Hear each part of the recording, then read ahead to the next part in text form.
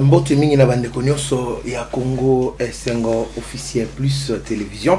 Vous êtes très nombreux à nous suivre. Nous sommes à Kinshasa, bien sûr, capitale de la République démocratique du Congo.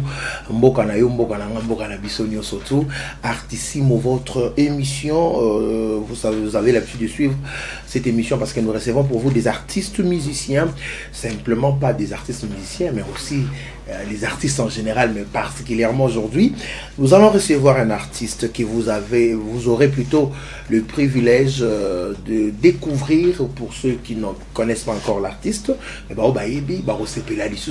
Comme on a artiste na bango en direct, bien sûr, na Congo Esengo officiel plus télévision. Laissez-moi dire un grand merci na bande konyoso oyo bakomela rabiso boze belé bolandara chaîne nabino.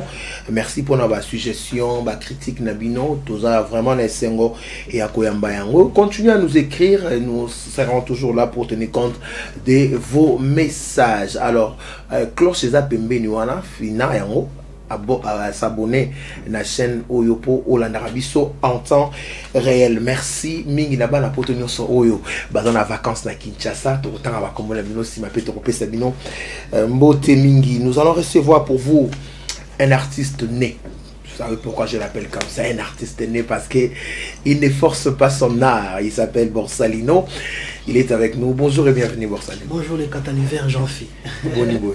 Ouais, ça va, tout Dieu fait grâce. Nzamba au batela kitoko. Nzamba au batela. Alors ça faisait quand même un bail, tout le monde a été. Alors ma soulé zandengeni déjà bon avant notre komawana parce que tout au moins temps est belé au solana, ma soulé belé. Moi parcours na yo bande ko ba monyo lelo mais ben quand même Borsalino vient d'où, comment il a commencé sa musique et ça. OK, Borsalino, fils du pays, Mboka Congo RDC. Des pères et des mères. Oui, de pères et de mères. On a trop. On a botami na Congo, na appelé mon Congo, donc mutando vraiment. Ah non, yo bof nanga. Donc on a botami na Congo et puis moi en Ngiringir, comme il a fait rigola, et Bill Clinton, il y a Jean Tamissi, il y a artiste belé. Et Zakaka, dans la botami mais na zaka moi na Congo. Donc parcours musical na ngai, na bitina ba orchestre belé où il y a Ngiringiri au Ferrigola Beta, ba monsieur belé ba iben de ba lekana puis to l'équipe nationale na bango. Et première scène dans la musicale internationale na bandi pa John Mumbaf. Pa Big One na PC Bambote Sika Azali. Dans la bandi panaye ndé to umeli et puis collègue soit passant qu'on travaille à l'ombre na héritier. Donc c'était quand héritier watana non. Héritier watana avant. Après on a John Mumbaf. Donc héritier watana c'était à l'ombre. Là il était encore dans maison mère. Tout travail déjà dans c'est ça. Donc parcours on a vraiment ming yango bon. Le reste peut-être au Kenda et Fimbate to Vandate to le capitaine ba quartier latin mais attends en parce que to vandi maté ba télévision à TV mi ba travail moi alors mais quand même au bando la musique les lotés qu'est-ce qui t'avait plus intéressé toi artiste ni nazaki vraiment Kotindo Olinga sous musique to comme musicien. La bonne musique premièrement cause la musicien ils a du son ils en ont makila na bande ko ceinture yango à tout moment ceux nazo bimaka nazo kendara même sous batinga na sombelo ko tonga mona bimi la bonne musique ce que zo betanga na matoi na ceinture vraiment que mélodie yo et tout ça les autres nanga et pendant tout ce temps là na ebaki teke naza déjà artiste et musicien mais or que naza nango alors ba mélodie ndo fapanga mingi c'est la mélodie ni en tout cas et ça que pour les lots dans une école il y a Papitex peut-être pour tes ils aiment mis ma mélodie en pierre quoi alors on est zaki nzemo eno na mingi since encore mi moi ma boye pour ni mama oh salinga boye since na kokoma yelo kwa pamba sokyo mama oh tikina boye mokinzo kande boye nzokande boye nanze msudagi mami oyo yangai ngara komi lokola zoba ngara komi lokola mwana siko ilo kano se presanga makasi nanze mbowana ko kangona na bar nanzela so nazoleka mélodie zo frappenga et puis clip nango scénario basana John Mumbaf na Papitex ndé et ça et donc et bande ko attirer nda ina ko tala musique donc la bonne musique ndé mtendo frappenga mais musique côté nga mingi ba mélodie mingi zaki ya Papy Tex mais ba wenge pe à l'époque zaki ba nzembo musu zaki pe ndo frappé ngai ba c'est ça. Voilà, donc Papy Tex, Autopsie Multiplace Azali, nous rendons hommage à cet artiste parce qu'il faut dire, hein, aimons-nous vivants, tant que nous avons un bon moyen, et à haute l'émission, nous avons un non, moi, on a émoro, à ça, rendre hommage, et ça, là, va bien, mais les loups, nous allons découvrir le talent pur de cet artiste. Prochainement, on aura mon instrument, mais tenir les canons, les autres, on va attendre, au salle, moi, c'est mi-live, et pour toi, un beau malade. Mais exprime-toi d'abord, moi, quelques titres, il y a Papy Tex pour nous rêver sous mémoire, il y a Bandeko Bolanda Bissou. Les Kamonayon, Naibakaten, Nabangakai, Lokonini, Ipote Naibisayo, Okomisanga papier, Ngobesoki Ramoni, Onzotorangeringa Kaveti Bilelo, Nakokanga, Motema Naibisayo, Motema Mwanga Moponi, Yo. Mama motema moporaki yo ya sorovetibi namona yo na marananga ndena kwene vanine emotion motema molingi kakayo ya sorovetibi mama namona yo na mobali mosusu wanande na kwene vanine emotion Melissa, c'est ça. Waouh, bravo, bravo. Alors, mais évolution après, au Yokutana Djuna Mumbafu, vous savez combien de temps pas Djuna Mumbafu? Pas Djuna Mumbafu, on a sali 6 ans, si je me trompe aussi, dans la bonne mémoire. 6 ans, 5 ans, on a sali pas Djuna Mumbafu. Mais, Kokutana Yezalaki, pas forcément par Naï. Yezalaki tellement Vielou Samba, ancien guitariste Yamadiata, Vielou Samba. Aïbang à travers ton autre travail à côté de Eldorado, l'autre Maïtouka. Maïtouka, donc ton autre travail à Yéndabilanga. Ayo Gelarayo. Comme ça, la lignée Papy Tex, Luciana, Niboma. Alors, il servit bien au caisse à Djuna Mumbafu. Donc, il a un route pour l'ingate. Ça la teste. Oui. Oui, mais là, on a bien mais nazana ba mami oyo yangai mwasi na ngai nakobatela mami oyebi na lingi o mingi nayo na tio pe motema butuna moi donc ton oyimba ba na oyimba wana Djuna Mumbafu vandi azotalanga à comprendre que moto yo aza vraiment ya loko de na kotaki azwinga vraiment ce que singa non kindela kango boy sela boy zala et alors na bimisi siko oyo nazalaki nango mena mieba kité voilà donc c'est lui qui a exploité talent na yo.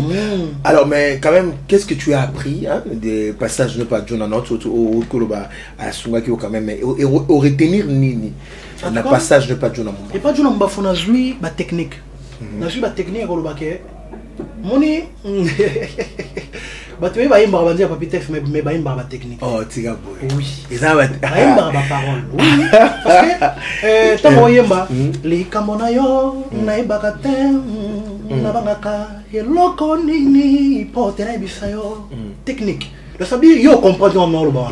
Li kamona yo na ibaka ten technique déjà. Na bangaka eloko nini yo pote na bisayo vitesse wana. Le sabi mutu so imango li kamona yo na ibaka ten na bangaka eloko nini ipote na yebisa yo. Mais na yemba mo pala no beta biloko wala. Te ba yebi nde ba sala bango nyonso ba yebi que c'est moi qui interprète bien la voix de Papy Tex. Na ba mo pala ba yebi. Bango nyonso tout kongo mbeye bien ngo. Donc à part Papy Tex yemoko. À part yemoko Papy Tex, mon idole. Donc c'est moi Borsano qui interprète bien la voix de Papy Tex. Donc à part Papy Tex yemoko. À part yemoko. Oh mo pala. Oh ni Batunio surtout ba mi fait nio surtout ya Congo. Nous t'allez azate. Pour le moment on a moni mutabotamité mutakoy mal voir Papy Tex le ko la. Borsalino. Donc ça dit quoi na zana lolemo. Parce que vient na lolemo. Na zana technique na ito za même voix. Donc na biso donc ngamo na banda yamo et comme na fier. Un mot fait botan le petit ban alors ba ta bon mal secret.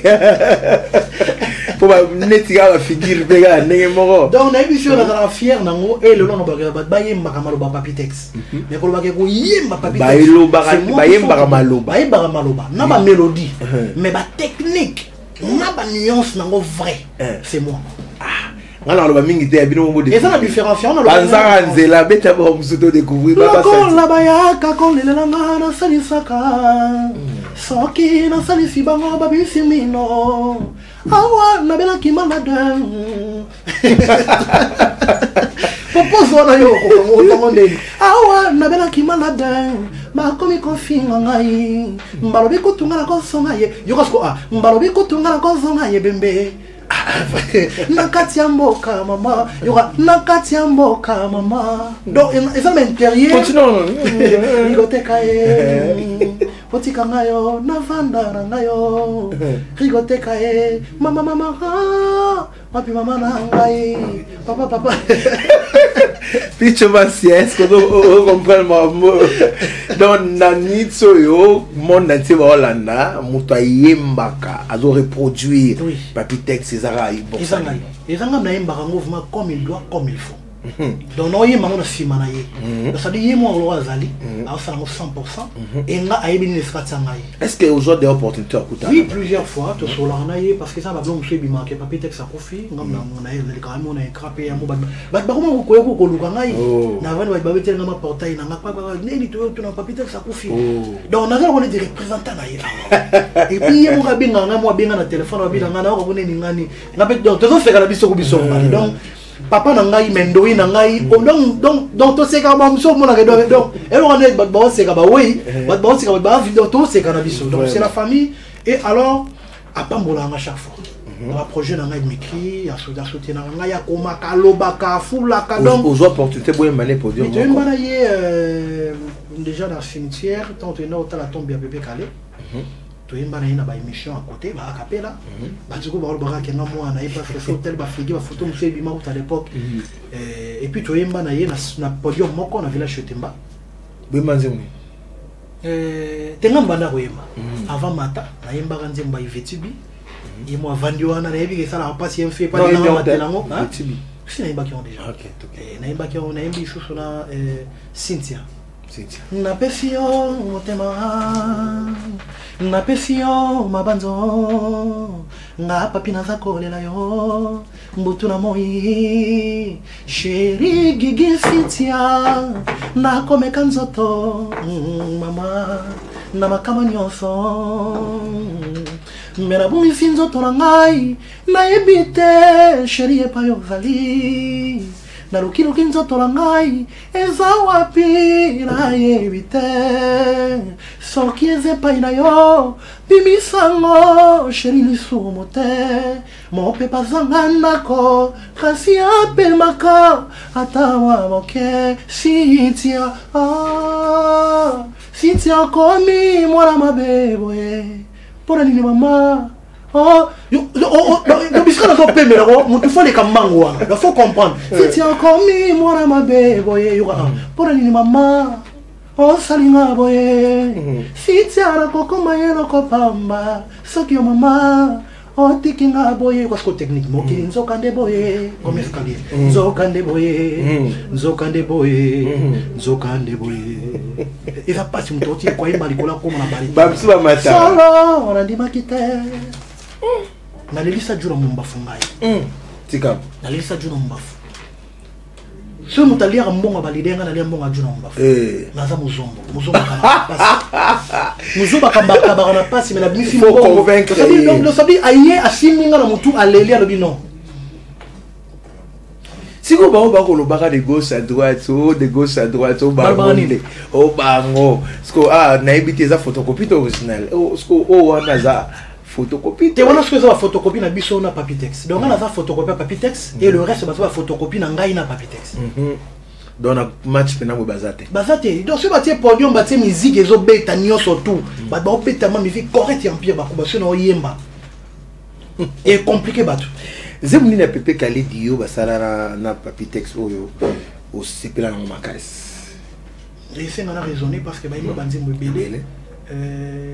Ngana lembi nzoto pona boki la vina mai yo kasko eska Papitex abimi likolo na bolingo na pesa ki mbaka imbeso ki yo ngai wana za konyo kolo ngai wana pepe kali bakesiko ngana teka la vina ngai nani asombera ngaseyo bolingo na pesio lokola supu na monoko bolingo na kabeli yo eleki bombo na sukali asenga na lembi nzoto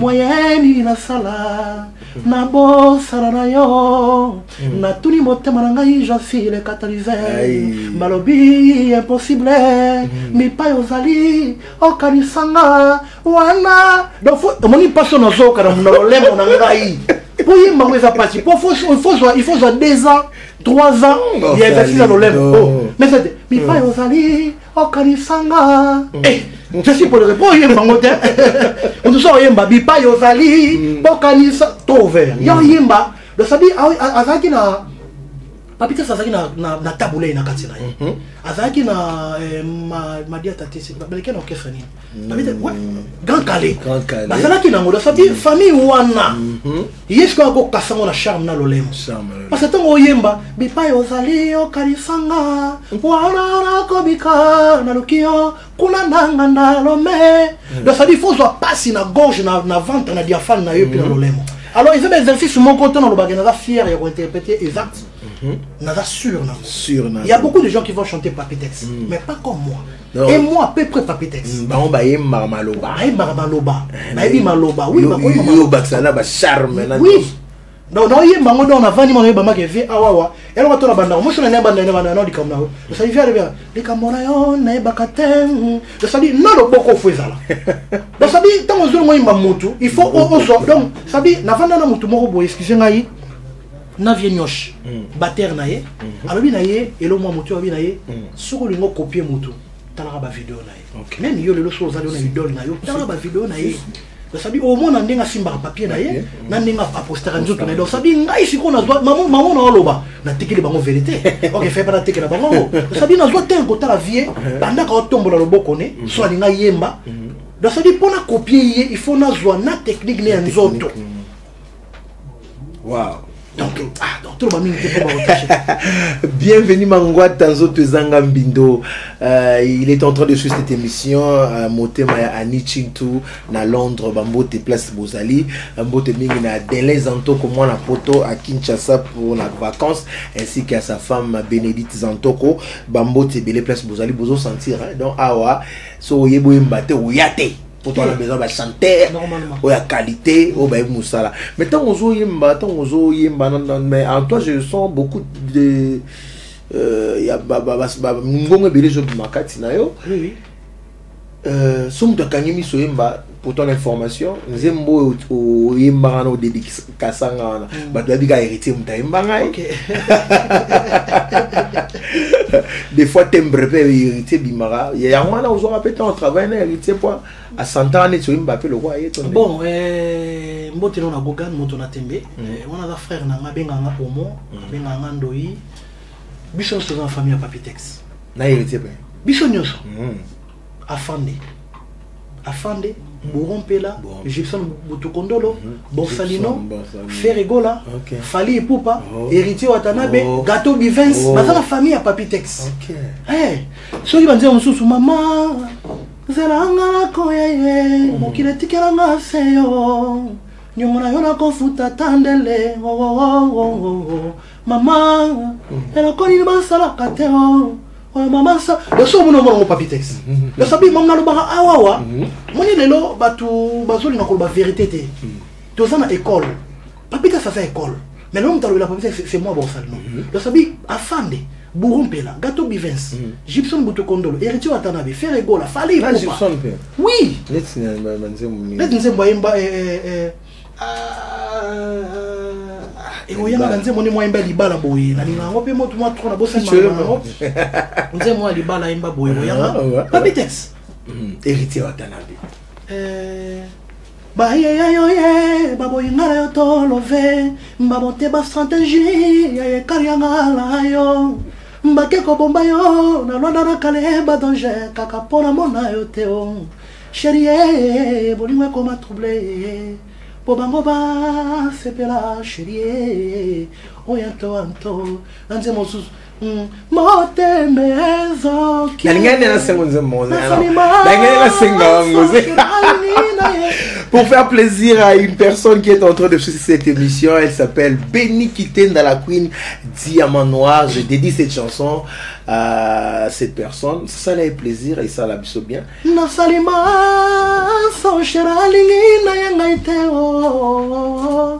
Shara komi singa komele sara fumara jonsa maya miso soki baboyi yo kolela te tika ngara lelela yo Happiness on sentit douceur et puis ça parmi les meilleures chansons où il fallait na vie naie et ça là qui peut aussi parce que na kati nango tu sens oyo ka confirmer le manakati confirmer zala pene na ngai okolukanga musika na kati na zamba okolukanga nzeta te ko kauka et ça banda bon c'est du chacho tanga okota na kati dotabi nzela o ya koteli et ça nzela ya bakolo et puis ça moto sens ya koyemba tu sais quand tango na yembaka faire rigola yembaka nzembo yo Jampi mongalo komi bipale boye yo komi sombo boye na fimi batouche potenga na linga kayo mingi na komi kobeta batuka batina quartier na bino bamasaka c'est du débat ba nde pesa essence ya kozalelo o balobaka ke le nieme ba grand chanteur et pas comme poser la musique Jampi mongala mora mabe ya botala kesa que c'est bolingo me mingana samba bolingo ngana ngare salite ça veut dire est-ce que tu as tellement potela ki et comme il côté à côté de la cour des grands. La cour des grands. Le des grands, ma côté sur la cour des grands. Maintenant, on va s'en tellement qu'il y a au banoé ma casse. Tant que hérité ça alors qu'est-ce que boire aujourd'hui pour peut-être qu'on étouffer il est naissant parce qu'il y a pour un démarrer le roi. Bon, le coup là, il fallait m'a quitter. Tout le monde tout ça là on a niveau que il fallait bon. Il fallait ça là bon. Ma canisindi à battre. Parce que moi, de mon côté, on propose des dispos. Côté nangai. Parce que je m'attendais pas que disons et arrivé boy. Et dès comment on le bac on propose des dispos. Donc mais vous gardez des très bonnes relations. Oui, parce que jusqu'à présent, tout son tête au bundate, tout ça bien.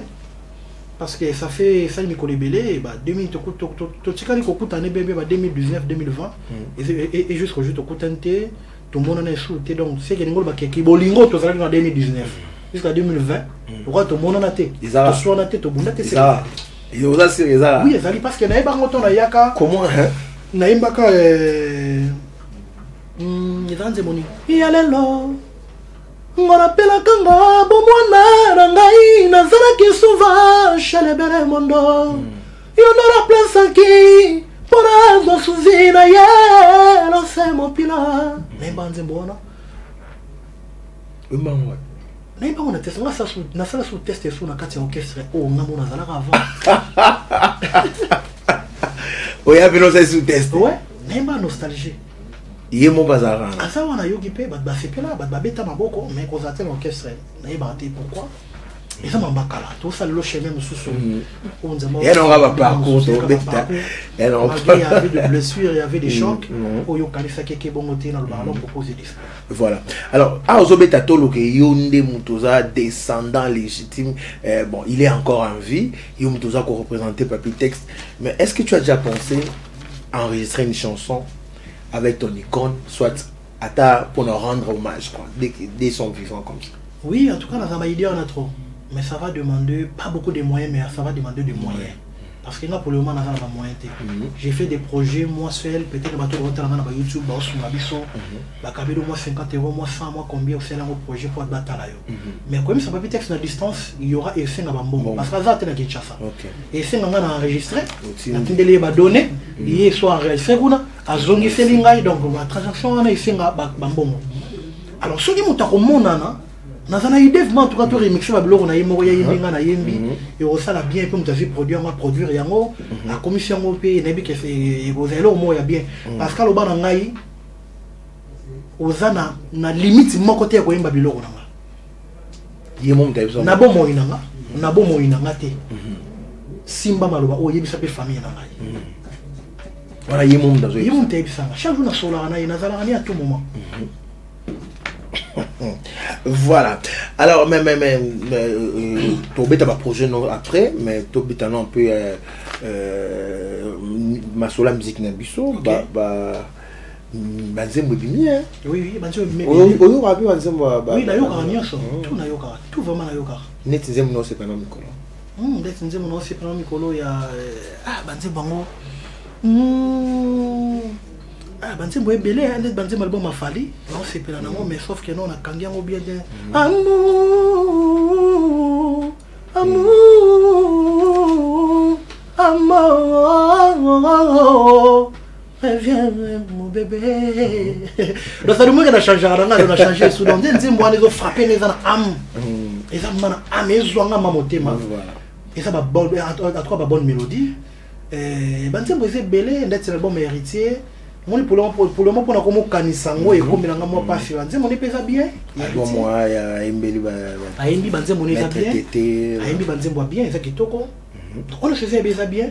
Mais s'il faut apporter des bics rouges, parce que aux AP, la génération, mais la simanabino pe, la leki bazali, il au pas bima, il pose opportunité, il y a aux analytos, il fait maël et la musique. Est-ce que les lots, il papi texte ou comme disait mon aux interpréter la musique n'est bêta malélo.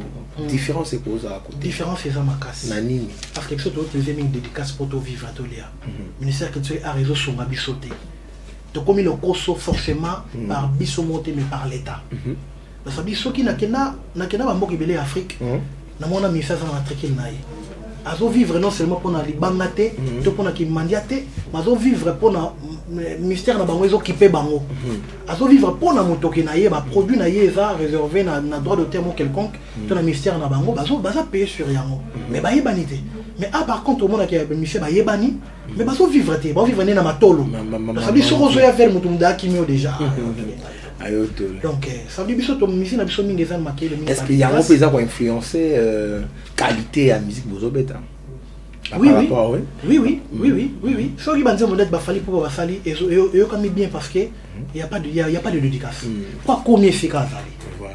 Azana o déjà lui. Biso to lukana. Il faut n'avoir agence pour les catalyseurs, il faut n'avoir Rafine Tumba, il faut n'avoir Asnat Mayemba, il faut n'avoir Bate Belé pour ceux qui on appelle ça on est dans aucun faut d'assurance studio. Et alors tant on va atteindre un niveau quelconque, on aura toujours na longolengo, na beta musique ba loko kanza, musique ba Jean Boubal et puis il y a fallait pour ba ça lelo. Donc on va côté, il y a texte n'est en tout cas mais soupe faut pas bondir ça parce que c'est ça le problème pour n'engager tout vendre un texte parce qu'aujourd'hui apparemment pour bien être vendu il faut chanter des bêtises, il faut chanter les corps de la femme dans n'engager beau et tout que yemba maman ça dans la chambre tata maman au tchang na nini est-ce que vous appelez ba bana vous appelez ba boti et ça là et belé qui bondoke ça bango na nzoto et belé qui bon donc qui bondoke ça bango na nzoto parce que mutu aza nzambe nzamba sala mutu aza na bana fa aza na soniti mutu mundu aza mutu soni lelo kuna mona ndeba bazo ko sans tabou mutu mundu aza ki na tabou aza na ko mbombama alinga te ale babomba mais so mutu akomi kako mutu akomo laksa makambo ekomi ya boye na miso bato ki bondoke fe belé na kata nzoto na ye et koti mingi vendre ça le fait makambo ko sala te ata drogué avant de droguer la spiritualité qui est le satanisme. Et tout d'ailleurs à sala makambo oyo ya yebite ka osala yango. Pour na mission mo alobi te biso to sala yango po bango pe basenga ka biso ya. Ba public ba senga. Ba konsi parce que biso de to sala bâton de commandement ya Moïse. Voilà. Ça veut dire sende mtaya ka so alobi ke lelo oyo bo lata boye. Bo lata bongo. Alors bango de ba Hollanda biso. C'est comme que bango de bango je sais comme que biso to Hollanda bango comme les compter bango ba mata podium fanatique à mata podium biso qui tanase. Mais biso mto za li colonne to za ko recommander bango. Faire ceci faire cela. Ne ba Hollanda biso. To yo lobi ke na ndo yo banze mo bo ya ba kamisa ba sanité. Ba ba oye bango na nzela. Au moins mo mke mo na malelo oko matanga koti sa bimisa. On s'appelle un succès. On s'appelle un succès. On dit que matière est nos péchés bateau. Et quand ici, la frontière, combien peut comment? Alors, si on dit que libala, tout n'a sango, maman, tout n'a sango. De génération en génération. Makolo tu babala, kala, baebinde, makambo. Mbapara babota biso, bango, baebinde, sekele. Donc, ça doit être la musique, tant qu'on a un bâton de commandement Moïse, au péché matière. Et quand il va frontière, et Vandi, et ça peut bien. bien consommé et sungi be bato moté ba avant au côté la monde ya kobala il faut ba nino lingo ça na mapona bona kimbuta ezali tango pe ke pe musike kati ba frontière ebele oloni nini mususu omona nzie mususu ni olongo na fima mama mususu omona na nzie o mikolo soki lembola bazoba nini lekita soki lembola soki eza nzio mwa bongo zob mabongo lembola soki mama soki lembola eza blo mwa bongo donc on a donc blo bongo déjà donc tozo bungi tozo bunga ya on a lobi kati na bango ki bondoki eza mingi basala bilongo basala bondoki na ki satanisme eza kati na bango parce que nous n'avons pas fait spiritualité. Nous n'avons pas fait spiritualité à niveau l'écolo jamais continué de macambouana parce que autant babokilo baza basemi ki bazali bana bazali mais vous avez mis le maboya pour te quand même artiste moins bien tu vois et même ils sont dans ça et ils peuvent pas défendre nous on défendre moi sous au moment n'a pas ça on a plaisir quand pour quand monnaie muta salagi a salon quand pas monnaie muta salagi mazane na kibondo kité kibondo qui est inconscient ba pumbusa gaye ye moi ninga mi pumbusa mais ça kota ta logement quelconque voilà. Alors nous allons quand même lire les questions. Merci à Géry Tankoui, à Zan à Bruxelles, en Belgique. Merci beaucoup à toutes les questions.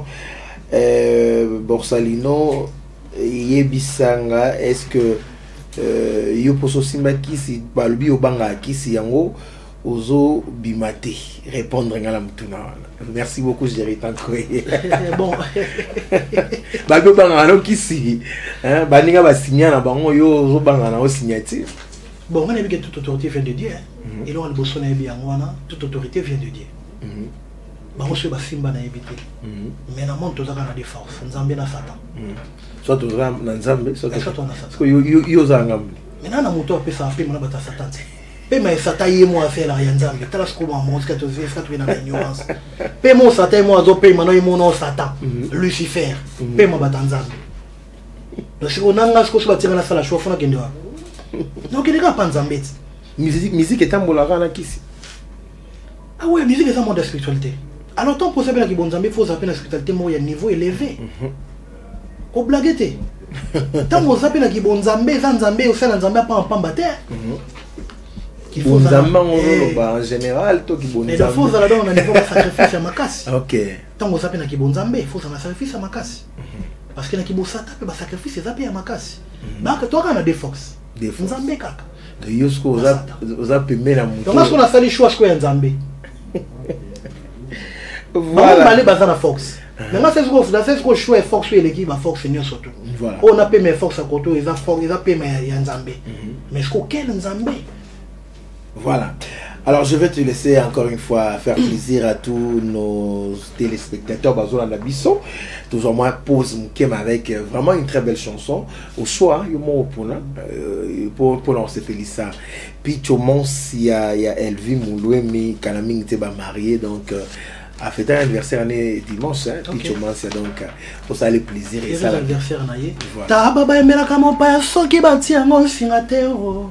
Ye baba lingi mo payali ya pondo ya mpamba ye eri hongo bila oke paya molonga liba si ovanda ne bonga ya mokuse ye baba lingi o mirate po mosusu azana nzela ye eri hongo bila bafungoli imbwa oya ina soro na yo ye iboko kolela teza makambo yaka nzota pameni na libuluka simoli moteo pundo ponaki ebimi l'échec kozwani ngoma bete tika pete ya buku ya koka nzoko pona tona ye kokatala kata leo boza sala lelo termine sanango na miswari goteo non c'est ça ngonge koki mona kena sho mizingi na pongi mos kolengzana kokoma nini donc nzembo neza na message voilà nzembo ya faire rigoler les parents et ça nzela ba kolo tala message. Voilà.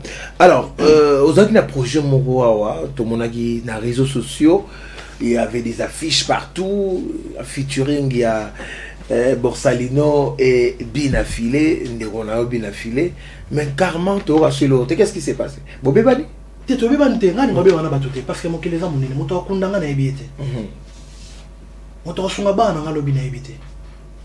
donc on garde toujours relation à bien là sur salinga mabena on a toujours oibake okoma culpabiliser et là on a ça na mokile makasi ya mwana akoma culpabiliser voilà na ndenge nini donc sabi quoi à mon agenda da salanga mabe OK mais na zalani bien na benga ke na pesa ke mbote na sola na yina linga ye tant au vendre moi tant na toilette na yo conscience nous va nos sola. Mais qu'est-ce qui n'a pas marché parce que les projets avaient avancé, il fallait gérer voir la même balai, ça allait faire du boom.